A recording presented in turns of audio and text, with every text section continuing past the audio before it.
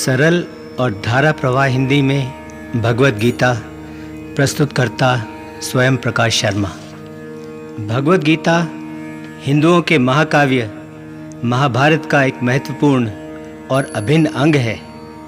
गीता का उपदेश महाभारत के भीष्म पर्व का हिस्सा है। गीता में 18 अध्याय और 700 श्लोक हैं। गीता की पृष्ठभूमि पांडवों और कौरवों के बीच अधिकार और राज्य की लड़ाई है। धृतराष्ट्र के बड़े पुत्र दुर्योधन ने पांडवों को उनके अधिकार वाला राज्य उन्हें वापस लौटाने से मना कर दिया।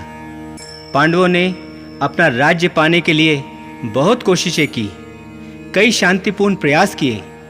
भगवान श्री कृष्ण को भी कौरवों के पास अपना दूत बनाकर भेजा, लेकिन दुर्योधन फिर भी नहीं माना। अपना राज्य और अधिकार पाने के पांडवों के सभी शांतिपूर्ण प्रयास विफल हुए। तब उनके पास एक ही रास्ता बचा था, वह था युद्ध करना। अतः आखिरकार पांडवों ने अपना अधिकार पाने के लिए कौरवों के साथ युद्ध लड़ने का निश्चय किया। कुरुक्षेत्र के मैदान में दोनों पांडव और कौरव सेनाएं युद्ध के लिए इकट्ठी हुई। पांडव सेना का प्रमुख योद्धा अर्जुन था, जो उस समय का सबसे श्रेष्ठ धनुर्धर भी था। सबको विश्वास था कि अर्जुन ही वह युद्ध पांडवों को जितवा सकता था। इस युद्ध में भगवान श्री कृष्ण स्वयं अर्जुन के सारथी बने। लेकिन जब युद्ध शुरू होने वाला था, तब अर्जुन अपने पितामह, गुरुजन, सगे संबंधी, मित्र तथा अन्य इष्ट बंधुओं को कौरव सेना में अपने सामने खड़ा देख उन्हें उस युद्ध में मारने के विचार से विचलित हो गया। मोह के कारण उसके मन में संदेह उत्पन्न हो गया और वह अपने कर्तव्य से डगमगा गया। उसने वह युद्ध लड़ने से इनकार कर दिया और हताश, विषादग्रस्त वह युद्ध के मैदान में शस्त्र छोड़ अपने रथ में बैठ गया। तब उस हताश और दुखी मन वाले अर्जुन को भगवान कृष्ण ने वहीं युद्ध के मैदान में ही दोनों सेनाओं के बीच गीता का उपदेश दिया। उन्होंने अर्जुन को आत्मा की अमरता, शरीर की नश्वरता, निष्काम कर्म, कर्तव्य, कर्मफल त्याग, योग, ब्रह्म, ज्ञान, अवतरण का सिद्धांत, भगवत भक्ति, स्वधर्म, त्याग, संन्यास, प्राकृतिक गुण, क्षेत्र और क्षेत्रज्ञ का ज्ञान, मन को वश में करने के उपाय, 3 गुण सत्व, रजस और तमस तथा इन तीनों गुणों की आपस में क्रियाओं का असर, आसुरी और दैवी स्वभाव, स्थित प्रज्ञ व्यक्ति, इच्छा, क्रोध और लोभ, इन तीनों पर नियंत्रण रखना, भव सागर से तरने के उपाय, परम गति इत्यादि के बारे में बताया। उन्होंने अपनी दिव्य विभूतियों का वर्णन किया, अर्जुन को अपना विराट रूप भी दिखाया और अंत में उसे अपनी शरण में लेने तथा उसे सब पापों से मुक्त करने का आश्वासन देकर अपना उपदेश पूर्ण किया। गीता का उपदेश सुनने से अर्जुन का विषाद, उसका ज्ञान, उसका सारा मोह और उसके सारे संदेह समाप्त हुए। उसकी कर्तव्य भावना फिर से जागृत हुई और वह निष्काम भाव से युद्ध लड़ने को तैयार हुआ। उसने वह धर्म युद्ध लड़ा, कौरवों को पराजित किया और अपने भाई युधिष्ठिर को उसका अधिकार उसे वापस दिलवाया। गीता हिंदुओं के जीवन में एक विशेष स्थान रखती है। वे इसे एक धर्म ग्रंथ ही नहीं, बल्कि वे गीता को सफल और संतुष्ट जीवन जीने के लिए एक सर्वश्रेष्ठ कुंजी मानते हैं। गीता में जहां अध्यात्म के साथ दर्शन शास्त्र है, वहीं इसमें मानव जीवन में उठने वाली हर समस्या का हल भी मिलता है। विश्व भर के महान आध्यात्मिक उपदेशों में से केवल गीता का ही एकमात्र ऐसा आध्यात्मिक उपदेश है जो युद्ध के मैदान में दिया गया है। गीता हमें बताती है कि युद्ध हमें अपने बाहर वाले शत्रुओं से नहीं लड़ना, बल्कि युद्ध हमें अपने अंदर वाले, अपने भीतरी शत्रुओं से भी लड़ना है। गीता जहां अपने कर्तव्य से वीर योद्धा में उसका कर्तव्य बोध फिर से जागृत करती है और उसके सारे संदेह और उसका सारा अज्ञान दूर करती है, वहीं गीता उसे जीवन, अध्यात्म और मुक्ति के सही मार्ग भी दिखाती है। जीवन में हमारे शत्रु बहुत हैं। वे न केवल हमारे बाहर चारों ओर हैं, वे अपने अंदर भी हैं, अपने मन में हैं। सही राह और मुक्ति के लिए इन सब पर विजय पाना गीता का मुख्य उद्देश्य है। गीता में मोक्ष प्राप्ति के लिए 4 मार्ग साफ साफ बताए हैं: ज्ञान का मार्ग, कर्म का मार्ग, ध्यान का मार्ग और भक्ति का मार्ग। हिंदू दर्शन में ये चारों मार्ग मुक्ति के मार्ग समझे जाते हैं। विश्व भर के धार्मिक उपदेशों में से शायद गीता का ही एकमात्र ऐसा उपदेश है जो हमें मुक्ति के मार्ग बताकर इनमें से किसी भी मार्ग को अपना मुक्ति का मार्ग चुनने की आजादी देता है। मैंने जो यह सरल और धारा प्रवाह हिंदी में गीता को प्रस्तुत करने का प्रयास किया है, उसका मूल आधार डॉक्टर सर्वपल्ली राधाकृष्णन द्वारा लिखी भगवत गीता है। आशा है कि मेरा यह प्रयास न केवल गीता को पढ़ने, सुनने और समझने में सहायक होगा, बल्कि इसे सही अर्थों में अपने अपने जीवन में उतारने में मदद देकर हम सब के जीवन में सुख, शांति और संतुष्टि लाएगा। ओम शांति शांति शांति ओम। पहला अध्याय। गीता का पहला अध्याय युद्ध क्षेत्र और अर्जुन की मनोस्थिति को दर्शाता है। व्यूह रचना में खड़ी पांडव और कौरव सेनाओं के प्रमुख योद्धाओं का दुर्योधन वर्णन करता है। दोनों तरफ से शंख बजते हैं। युद्ध आरंभ होने से पहले अर्जुन केशव से अपने रथ को दोनों सेनाओं के मध्य ले जाने को कहता है, ताकि वो देख सके कि उसे किन किन लोगों से युद्ध लड़ना है। वहां अपने पितामह, गुरुजन तथा अन्य सगे संबंधियों को अपने सामने खड़ा देख वह मोहग्रस्त हो जाता है। हताशा और विषाद के कारण वह युद्ध लड़ने से इनकार कर देता है और शस्त्र छोड़ अपने रथ में बैठ जाता है। अध्याय। धृतराष्ट्र संजय से पूछता है, हे संजय, जब मेरे और मेरे भाई पांडु के पुत्र युद्ध के लिए धर्म भूमि कुरुक्षेत्र में इकट्ठे हुए, तब उन्होंने क्या किया? संजय ने उत्तर दिया, महाराज, जब दुर्योधन ने पांडव सेना को व्यूह रचना में खड़ा देखा तो वह अपने आचार्य द्रोण के पास पहुंचा और बोला, आचार्य, पांडु के पुत्रों की विशाल सेना को देखिए, जिसे व्यूह आकार में आपके बुद्धिमान शिष्य और द्रुपद के पुत्र धृष्टद्युम्न ने रचा है। इस सेना में अर्जुन और भीम जैसे कई धनुर्धर योद्धा हैं। सात्यकी, विराट, महारथी द्रुपद, दृष्टकेतु, चेकितान, वीर काशीराज, पुरुजित, कुंतीभोज, मनुष्यों में श्रेष्ठ शैव्य, पराक्रमी युद्धामन्यु, वीर उत्तमौजा, सुभद्रा का पुत्र अभिमन्यु तथा द्रौपदी के 5 पुत्र, ये सब के सब महान योद्धा हैं। अब हमारी सेना में जो प्रमुख योद्धा हैं, मेरी सेना के जो नायक हैं, आप उन्हें भी जान लीजिए।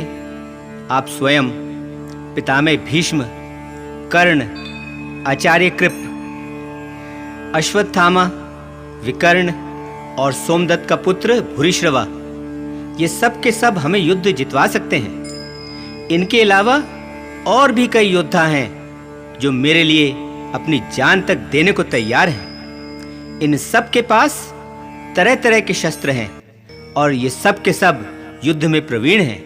ये सब के सब युद्ध विद्या अच्छी तरह जानते हैं। पितामह भीष्म हमारी अजय सेना की रक्षा कर रहे हैं और भीम पांडव सेना की रक्षा कर रहा है, जबकि हमारी यह सेना पांडवों की सेना से कहीं अधिक बड़ी है। फिर भी आप सब लोग सभी मोर्चों पर डटे रहकर हमारे सेनापति पितामह भीष्म की सब ओर से अच्छी तरह रक्षा करो। तब दुर्योधन को खुश करने के लिए पितामह भीष्म सिंह की तरह गरजे और उन्होंने जोर से अपना शंख बजाया, जिसके बाद युद्ध के मैदान में शंख, भेरिये, ढोल, नगाड़े और सिंगी बाजे सब ओर से बज उठे, जिसके कारण चारों ओर बड़े जोर का शोर होने लगा। तब कृष्ण और अर्जुन ने और सभी पांडवों ने भी अपने अपने दिव्य शंख बजाए। कृष्ण ने अपना पांचजन्य शंख बजाया, अर्जुन ने देवदत्त, भीम ने पौंड्र, युधिष्ठिर ने अनंत विजय, नकुल ने सुघोष और सहदेव ने अपना मणिपुष्पक शंख बजाया। काशीराज, शिखंडी, धृष्टद्युम्न, विराट, सात्यकी, द्रुपद, द्रौपदी के पुत्रों तथा अभिमन्यु, इन सब ने भी अपने अपने शंख बजाए। उन शंखों की भयानक आवाज ने सारी पृथ्वी और आकाश में गूंजते हुए आपके पुत्रों और उनके पक्ष के लोगों के दिल में डर पैदा कर दिया। अर्जुन का रथ श्रेष्ठ था, उसमें सफेद घोड़े जुते हुए थे, उसकी ध्वजा पर हनुमान विराजमान थे और भगवान श्री कृष्ण स्वयं अर्जुन के सारथी थे। जब युद्ध शुरू होने वाला था और शस्त्र लगभग चलने शुरू होने वाले थे, तब अर्जुन ने कौरव सेना में धृतराष्ट्र के पुत्रों और संबंधियों को देख अपना धनुष उठाया और केशव से कहा, हे केशव, मेरे रथ को दोनों सेनाओं के बीच कौरव सेना के सामने खड़ा करो, ताकि मैं उन सब लोगों को देख सकूं जिनके साथ मुझे युद्ध लड़ना है। मैं उन सब लोगों को देखना चाहता हूं जो यहाँ युद्ध लड़ने के लिए आए हैं और जो इस युद्ध में दुष्ट बुद्धि वाले दुर्योधन का साथ देकर उसका भला करना चाहते हैं। अर्जुन के ऐसा कहने पर केशव ने उस श्रेष्ठ रथ को दोनों सेनाओं के बीच ले जाकर भीष्म, द्रोण और अन्य सभी राजाओं के सामने खड़ा कर दिया और अर्जुन से कहा, लो पार्थ, इन सब इकट्ठे खड़े कुरुओं को अच्छी तरह देख लो। इन सब के साथ तुम्हें युद्ध लड़ना है। और अर्जुन ने वहां क्या देखा?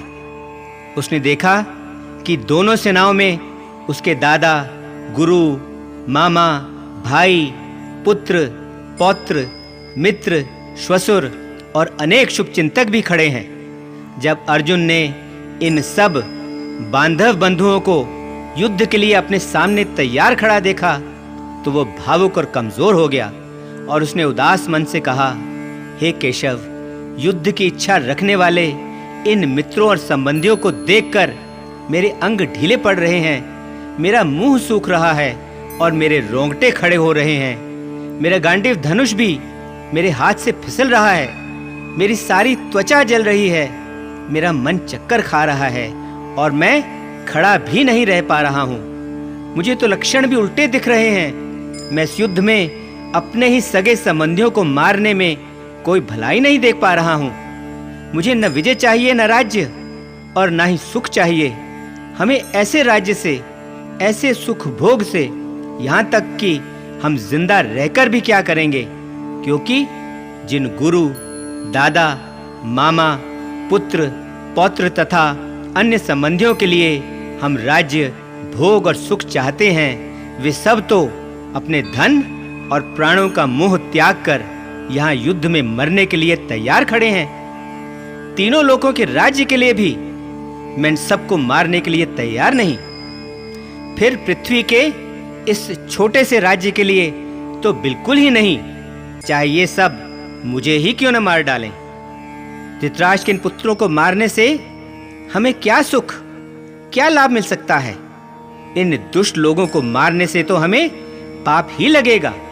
इसलिए अपने ही संबंधी धृतराष्ट्र के पुत्रों को मारना हमारे लिए उचित नहीं है। अपने ही इष्ट बंधुओं को मारकर हम कैसे सुखी हो सकते हैं? यह ठीक है कि इन सब लोगों के मन में लोभ लालच भरा है, जिसके कारण ये सब न तो परिवार का विनाश और न ही मित्रों से विद्रोह करने के पाप को देख पा रहे हैं। लेकिन हमें तो कुल के विनाश के कारण होने वाले दोष अच्छी तरह दिखाई दे रहे हैं। इसलिए हमें तो इस पाप से बचने की, इस पाप से दूर रहने की समझ होनी चाहिए।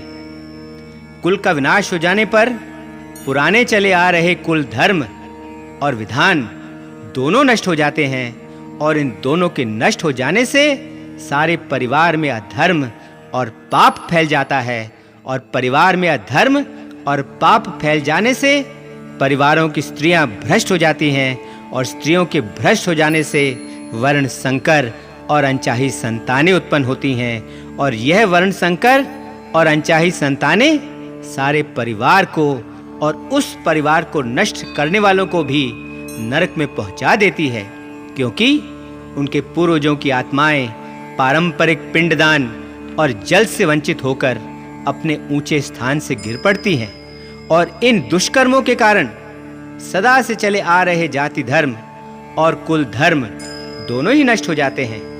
और गुरु परंपरा से हम यह भी सुनते आए हैं कि जिन लोगों के पारिवारिक धर्म और विधान नष्ट हो जाते हैं, उन्हें अवश्य ही अनिश्चित काल के लिए नरक में रहना पड़ता है। ओहो, हम तो यह बड़ा भारी पाप करने जा रहे हैं, यह अनर्थ करने को तैयार हैं, जो केवल राज्य का आनंद पाने के लोभ से अपने ही इष्ट बंधुओं को मारने के लिए तैयार हो गए। मेरे लिए तो यह कहीं अधिक अच्छा होगा कि धृतराष्ट्र के पुत्र शस्त्र हाथ में लेकर मुझे ही मार डालें और मैं बिना शस्त्र उठाए, बिना उनका मुकाबला किए युद्ध में मारा जाऊं। यह कहकर अर्जुन ने रणभूमि में अपना धनुष बाण नीचे रखा और हताश, व्याकुलचित होकर अपने रथ में बैठ गया। पहला अध्याय समाप्त। ओम शांति शांति शांति ओम।